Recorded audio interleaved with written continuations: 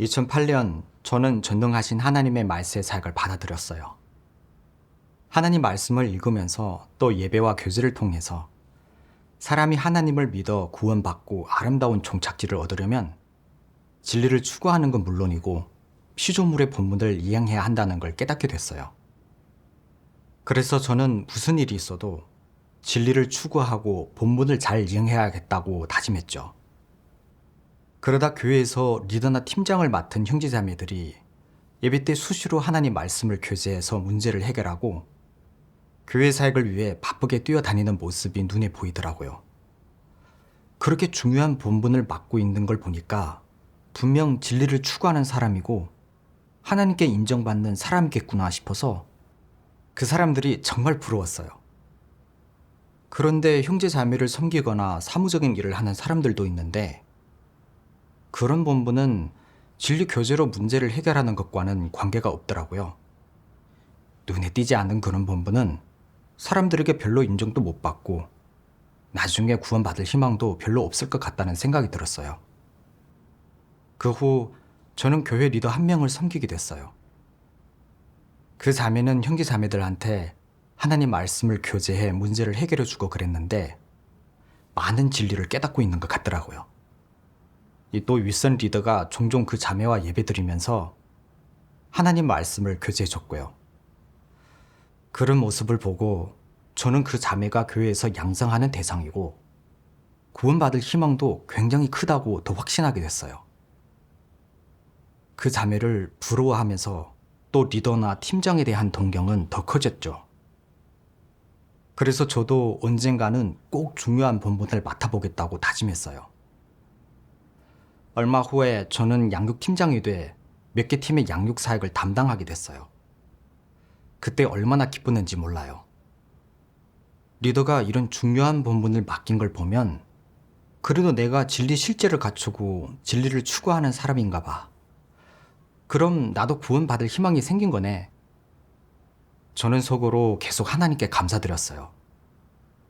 저는 갓 하나님을 믿은 형제자매들이 하루빨리 참도에 뿌리 내릴 수 있도록 매일 교회에서 바쁘게 지냈어요.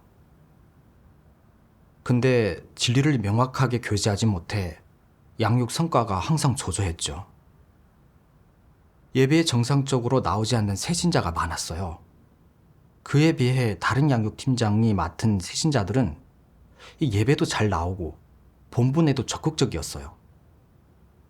그걸 보니 더 조바심이 나더라고요. 리더가 내 본분 이행 성과가 안 좋은 걸 알면 내가 진리 실제도 없고 실질적인 사역도 못하는 사람이라고 생각하지 않을까? 그러다 교체되기라도 하면 어디서 또 이렇게 중요한 본분을 맡지? 사무사역처럼 보잘것없는 일이라도 맡게 되면 망한 거잖아. 형제자매들한테 무시당하는 거야 그렇다 치더라도 이 좋은 결말과 종착지가 없어지면 큰일인데? 안 되겠다. 얼른 양육자들을 불러서 해결책을 찾아야겠어. 그리고 나서 저는 각 팀장과 차례로 교제하고 사람들에게 예배에 나오지 않는 새신자들은 반드시 보름 안에 꼭 붙들어 주라고 했어요. 근데 양육 과정의 실제 문제와 어려움을 교제로 해결하지 못했죠. 얼마 후 한 자매가 제 교제에서 실행의 길을 찾을 수도 없고 저 때문에 자꾸 눈치가 보인다며 울었다는 얘기를 듣게 됐어요. 근데 그 얘기를 듣고 저는 반성은커녕 잘못한 게 없다고 생각했어요. 그렇게 3달이 지나도록 제가 맡은 팀들은 제대로 된 성과를 내지 못했어요. 그러면서 리더한테 교체될까봐 걱정이 됐죠. 교체되면 끝장이라고 생각했거든요. 하나님의 사역이 곧 마무리될 텐데 이 시점에 교체되고 보태야 되면 좋은 촉착지를 얻을 수 있을까? 구원받을 수 있겠냐고. 그럼 지금까지 하나님을 믿은 게 다 헛사가 되는 거잖아. 생각할수록 마음이 무거워지고 어떻게 해야 좋을지 모르겠더라고요. 얼마 후 저는 사역을 제대로 하지 못한다는 이유로 결국 교체됐어요. 그리고 리더는 사역상의 필요에 따라 저에게 형제자매를 섬기는 일을 배정했죠. 마른 하늘에 날벼락 같은 소식이었어요. 형제자매를 섬기라고? 내가 그렇게 형편없나? 양육 사역이 좀 미숙하긴 하지만 이 섬김 일을 해야 할 정도까지는 아니잖아. 형제자매들이 날 어떻게 보겠어? 문득 교체된 후 7년 동안 섬기는 일만 하고 다시 발탁되지 못했다던 한 자매가 떠오르더라고요. 그렇게 보잘것없는 본부만 이행하다가는 핏볼 날도 없고 이 구원받을 가능성도 없을 것 같았어요. 그러니 그 본분에 더 반감이 생기더라고요. 하나님을 믿은 후로 늘 버리고 헌신하고 수고하고 대가를 치렀는데 결국 섬긴 본분을 맡게 될 거라고는 정말 생각도 못했어요. 그러고도 무슨 좋은 미래가 있겠나 싶었죠. 근데 본분을 거부하는 건 너무 이성이 없는 짓이라는 생각이 들어서 일단 순종하는 수밖에 없었어요. 그러면서 저는 계속 수동적인 태도로 지냈어요. 적당한 셋방이 있는지 알아보러 다닐 때는 다리가 너무 무거워서 제대로 걷기도 힘들었죠. 정말 고통 속에서 하나님께 몇 번을 기도했어요. 하나님, 교회에서 저에게 형제 자매를 섬기게 한 것도 당신이 허락한 일입니다. 근데 저는 정말 순종하기가 힘들어요. 이 본분을 이행하기가 싫어서 자꾸만 소극적이 되고 나약해집니다. 하나님, 이런 제 내적 상태가 아주 위험한 것 같아요. 부디 저를 구원해 주세요. 저는 계속 이렇게 살고 싶지 않아요. 기도를 하고 하나님 말씀을 봤어요.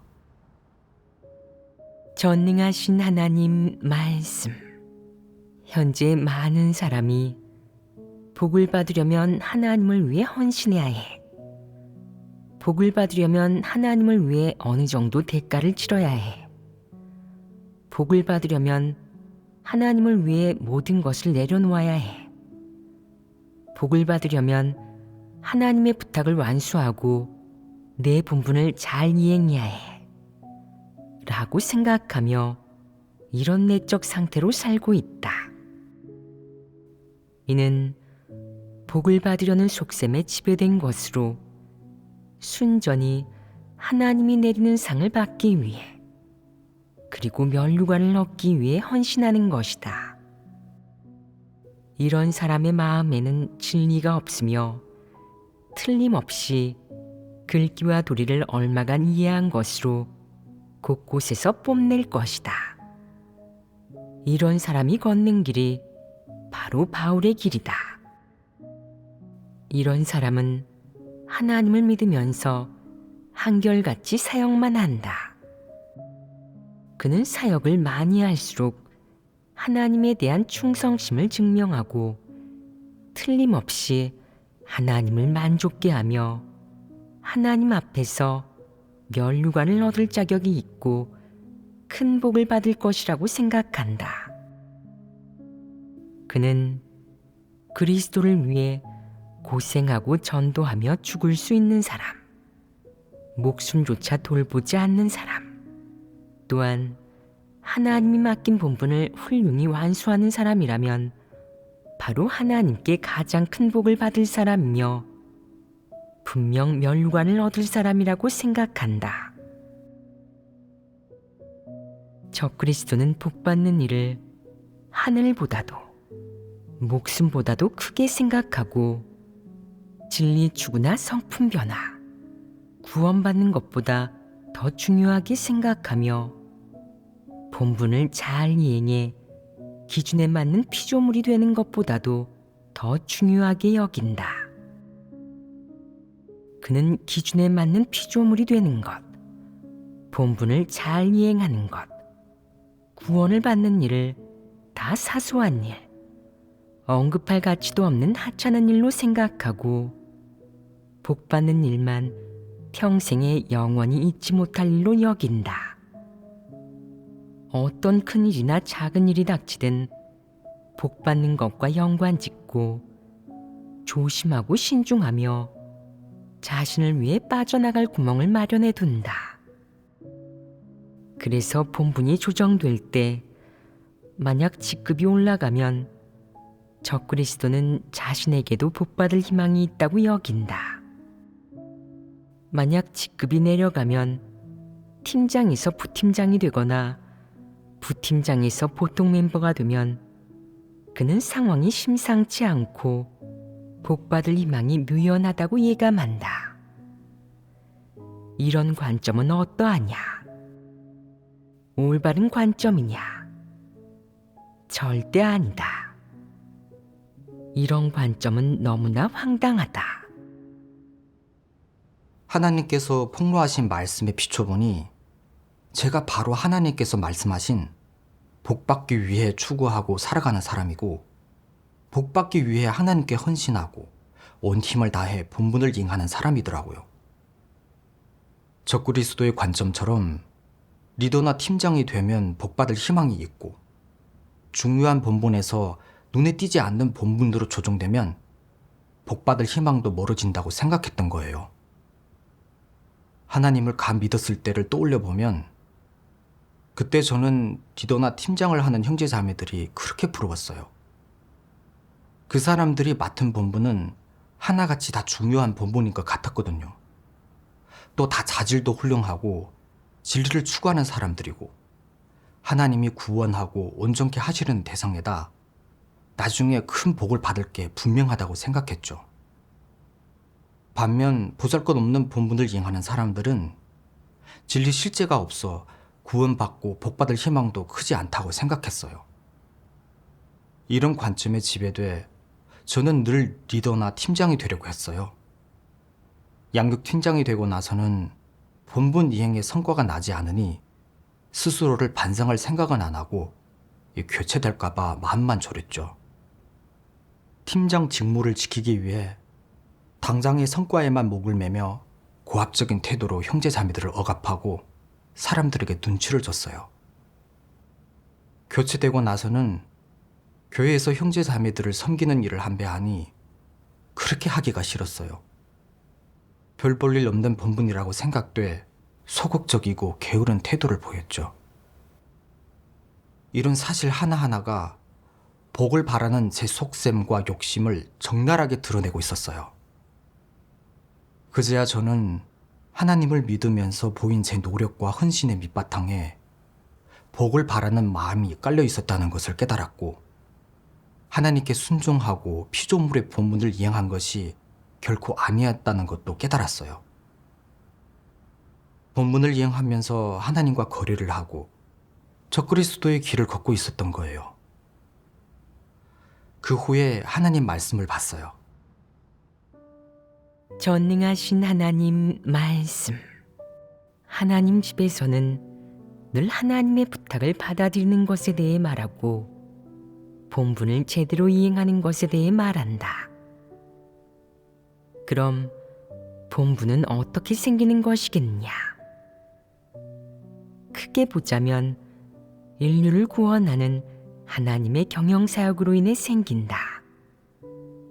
작게 보자면 하나님의 경영사역이 사람들 가운데서 전개되면서 여러 가지 사역이 생기는데, 그러한 사역은 사람이 협력하고 완수해야 하는 것이다.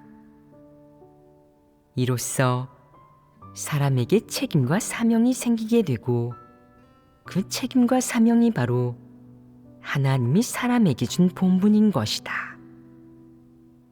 하나님 집에서 사람이 협력해야 하는 각종 사역이 바로 사람이 이행해야 할 본분이다. 그렇다면 본분에는 상하 귀천이나 크고 작음의 차이가 있겠느냐? 그런 차이는 없다.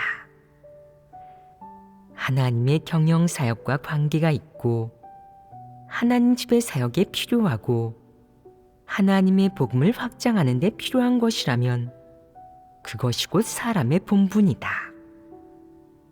이것이 바로 본분의 유래이자 정의이다.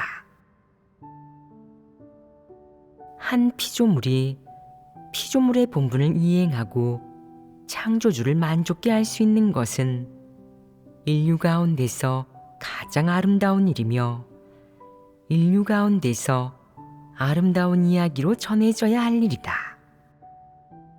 창조주가 피조물에게 어떤 일을 맡기든 피조물은 마땅히 아무 조건 없이 받아들여야 한다. 이는 인류에게 행복한 일이자 영광스러운 일이다. 피조물의 본분을 이행하는 모든 사람에게 있어 이는 무엇보다 아름답고 기억할 만한 일로 긍정적인 사물이다. 창조주가 피조물의 본분을 이행할 수 있는 사람들을 어떻게 대하고 그들에게 어떤 약속을 주는지는 창조주의 일로 피조된 인류와는 아무 관계가 없다. 분명하고 간단하게 말하면 이 일은 하나님이 결정하는 것으로 사람은 간섭할 권리가 없다는 것이다. 하나님이 내게 뭔가를 주면 너는 뭔가를 얻는 것이고 주지 않는다 할지라도 네가 할 말은 없다. 피조물이 하나님의 부탁을 받아들이고 창조주에게 협력하여 자신의 본분을 이행하고 능력을 다하는 것은 본래 거래가 아니고 교환도 아니다.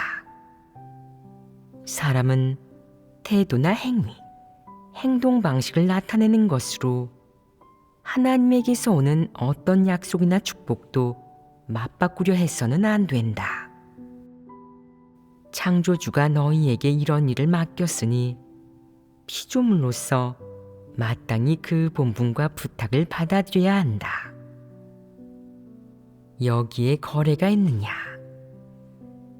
창조주 입장에서 보면 사람이 당연히 이행해야 하는 본분을 너희 각자에게 맡기기를 원하는 것이고, 피조된 인류 입장에서 보면 기꺼운 마음으로 그 본분을 받아들여 이 생에 다해야 할 의무와 살아내야 할 가치로 삼아야 하는 것이다. 여기에 거래는 없다. 이것은 등가 교환이 아니며 어떤 상이나 사람이 상상하는 다른 설명과는 더더욱 무관하다. 그것은 절대 교환이 아니며 본분 이행을 위해 바친 대가나 노동력으로 무언가를 맞바꾸는 것이 아니다. 하나님은 그렇게 말씀하지 않았고 사람도 그렇게 이해해서는 안 된다. 말씀을 보고 깨달았어요.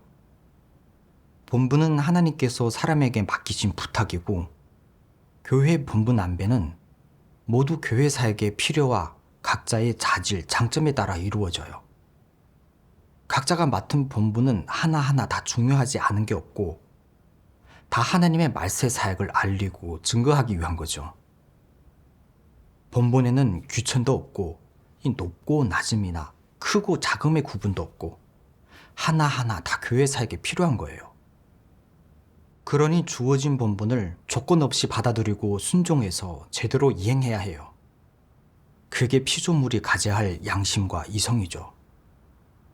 하나님께서 저에게 은총을 베풀어 본분을 이행할 기회를 주신 건 제가 그 과정에서 진리를 추구하면서 하나님 말씀과 사역을 체험하고 한 걸음 더 나아가 제 폐괴 성품을 인식하고 해결하라는 뜻이에요.